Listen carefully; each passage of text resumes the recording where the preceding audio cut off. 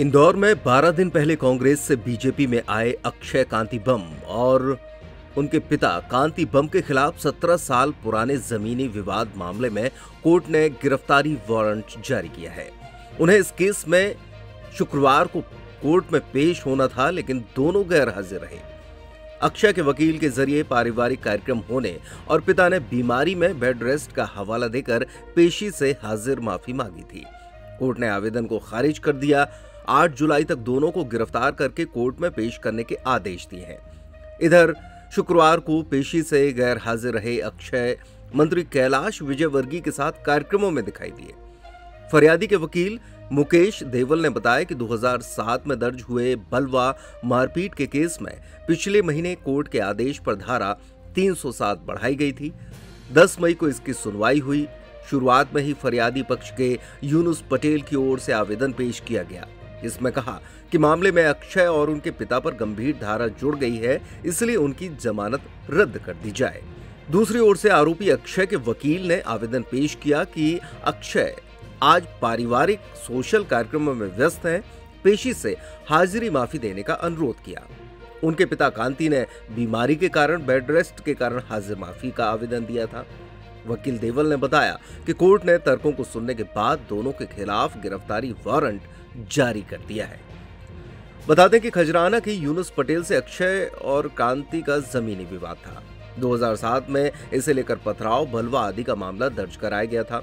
इसी की सुनवाई के दौरान पिछली पेशी में पिता पुत्र के खिलाफ धारा 293, 323, 506, 147, 148 के अलावा धारा 307 भी बढ़ा दी गई थी। फरियादी पक्ष का कहना है कि दोनों के खिलाफ इस मामले में आगजनी की धारा बढ़ाने की मांग भी की गई है। गौरतलब है कि इस केस में न्यायिक मजिस्ट्रेट प्रथम श्रेणी निधि नीलेश श्रीवास्तव ने आरोपियों को 10 मई को कोर्ट में पेश होने के आदेश दिए थे। फरियादी के धारा 161 में दिए गए बयान को आधार मानते हुए कोर्ट ने खजराना थाना प्रभारी को केस डायरी प्रस्तुत करने के निर्देश भी दिए। इसके साथ ही धारा 428 के तहत अभियुक्तों की अभिरक्षा की अवधि का प्रमाण पत्र भी प्रकरण में संलग्न करने के लिए कहा गया है। फरियादी के वकील मुकेश देवल के मुताबिक प्रकरण पिछले 17 साल से चल रहा है। 24 अप्रैल को मामले की सुनवाई थी। इसमें कोर्ट ने हत्या के प्रयास की धारा बढ़ाने के निर्देश दिए थे। हमने शुक्रवार को कोर्ट में बम की जमानत निरस्त करने के लिए आवेदन लगाया है, लेकिन अक्षय और उनके पिता कोर्ट में पेश ही नहीं हुए। इस कारण से गिरफ्तारी वारंट जारी किया गया है। कांग्रेस ने इंदौर से अक्षय बम को लेकर लोकसभा प्रत्याशी बनाया था। अप्रैल के आखिरी सप्ताह में इस पुराने केस में अचानक बम के खिलाफ धारा 307 बढ़ गई। इसके बाद नाटकीय घटनाक्रम के साथ अक्षय कांति बम ने कांग्रेस से नाम वापस ले लिया और भाजपा ज्वाइन कर ली थी। इस पूरे घटनाक्रम के बाद इसी केस की 10 मई को पहली पेशी तय हुई। दरअसल मामला कुछ यूं है। 4 अक्टूबर 2007 को सुबह 10:30 बजे से शाम 4:15 के बीच आरोपियों ने फरियादी यूनुस पटेल के गांव में जाकर उसकी जमीन पर काम कर रहे नौकरों को धमकाया और उनके साथ मारपीट करते हुए वहां कटी रखी हुई सोयाबीन में आग लगा दी थी। फरियादी जब अपने नौकर का मेडिकल परीक्षण करवाकर वापस खेत लौटा तो आरोपी कांतिलाल बम, उनके बेटे अक्षय, सतवीर, सुरक्षा गार्ड मनोज, सोनू और अन्य 7-8 लोग बंदूक लेकर आए। कांतिलाल ने कहा था कि यही यूनुस गुड्डू है, इसे गोली मारकर जान से खत्म कर दो। सतवीर ने गोली चलाई, लेकिन तभी रिंकू ने यूनुस का हाथ पकड़कर उसे पीछे से खींच लिया था और गोली यूनुस के पास से निकल गई थी। बता दें कि इंदौर के पूर्व आईजी और उनके पुत्र की सिक्योरिटी एजेंसी को कांतिलाल बम और अक्षय बम ने यूनुस पटेल की जमीन खाली कराने का ठेका दिया था। सतवीर की रिपोर्ट पर यूनुस के खिलाफ पुलिस ने झूठा लूट का प्रकरण दर्ज करा दिया था। झूठे साक्ष्य रचने के कारण यूनुस लूट के प्रकरण से दोष मुक्त हो चुके हैं। फरियादी यूनुस के दिनांक 19 अक्टूबर 2007 को धारा 161 के तहत बयान हुए थे, जिसमें यूनुस ने कहा था कि सतवीर सिंह ने मुझ पर गोली चलाई थी और तभी मेरे साथी रिंकू वर्मा ने हाथ पकड़कर खींच लिया, जिससे गोली मेरे पास से निकल गई। साक्षी कैलाश उस्मान ने भी अपने बयान में यूनुस पटेल पर गोली चलाने की बात कही थी। पुलिस ने भी घटनास्थल से एक 12 बोर की बंदूक और एक चला हुआ कारतूस जब्त किया था। इस मामले में अभियुक्तगण कांतिलाल और अक्षय जमानत पर हैं। प्रकरण में एक जब्तशुदा 12 बोर की बंदूक पूर्व से सुपुर्दगी पर है। माननीय अपर सत्र न्यायाधीश महोदय श्री विनोद कुमार शर्मा साहब के न्यायालय में अक्षय पिता कांतिलाल बम एवं कांतिलाल बम इनके मामले से रिलेटेड सुनवाई हुई। इस पूरे मामले में कुल 5 आरोपीगण हैं, जिसमें से आरोपी सतवीर मृत है, आरोपी सोनू और आरोपी मनोज पूर्व से फरार हैं, जिनके खिलाफ दिनांक 15 मार्च 2024 को वारंट जारी किया जा चुका है। इस मामले में आरोपी अक्षय और आरोपी कांतिलाल पूर्व से मजिस्ट्रेट न्यायालय के सामने जमानत पर थे। धारा 307 आईपीसी बढ़ाने के बाद मजिस्ट्रेट न्यायालय द्वारा सत्र न्यायालय के समक्ष मामले को कमिट कर दिया गया था, ट्रांसफ़र कर दिया गया था। आज दिनांक को आरोपी अक्षय बम और आरोपी कांतिलाल बम की उपस्थिति के लिए सेशंस कोर्ट में मामला नियत था। आरोपीगण के अधिवक्ता द्वारा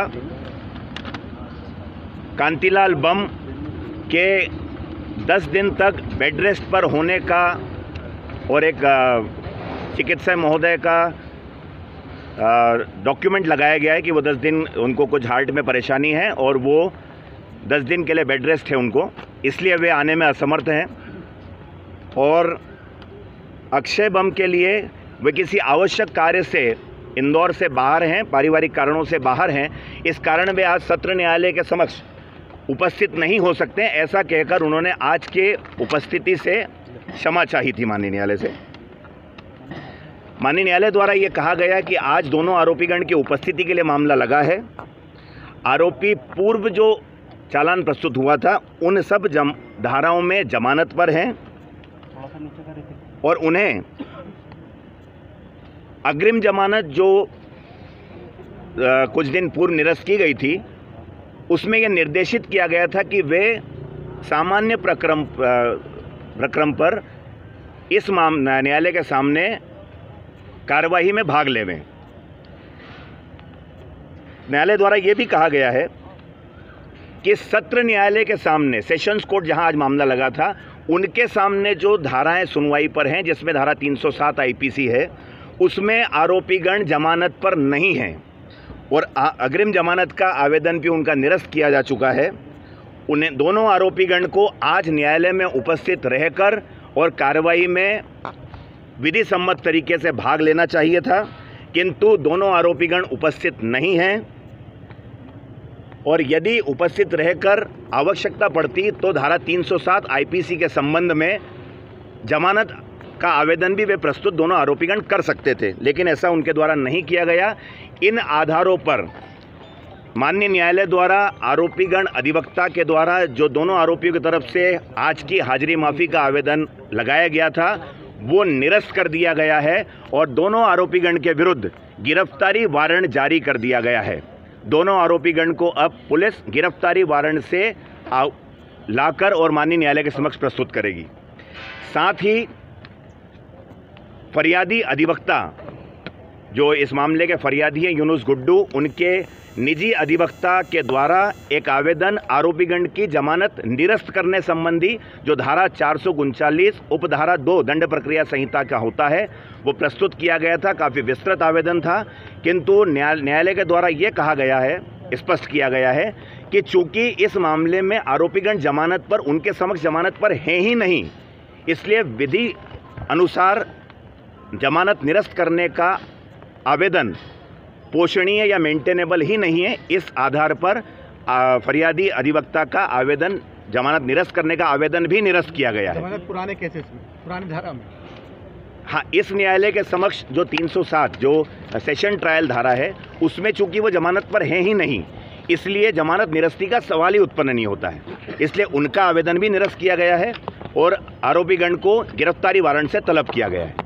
क्या कुछ ऐसी घटना सामने आई डेट आई ऐसी, कब तक उनको लाना है कोर्ट में, पुलिस को लाके देना है? इस मामले में दिनांक 8 जुलाई 2024 तक वारंट जारी किया गया है। इसके पूर्व कभी भी पुलिस दोनों आरोपीगण को गिरफ्तार करके न्यायालय के समक्ष प्रस्तुत कर सकती है। परिचय दीजिए। अभिजीत सिंह राठौर, लोक अभियोजक, जिला एवं सत्र न्यायालय इंदौर।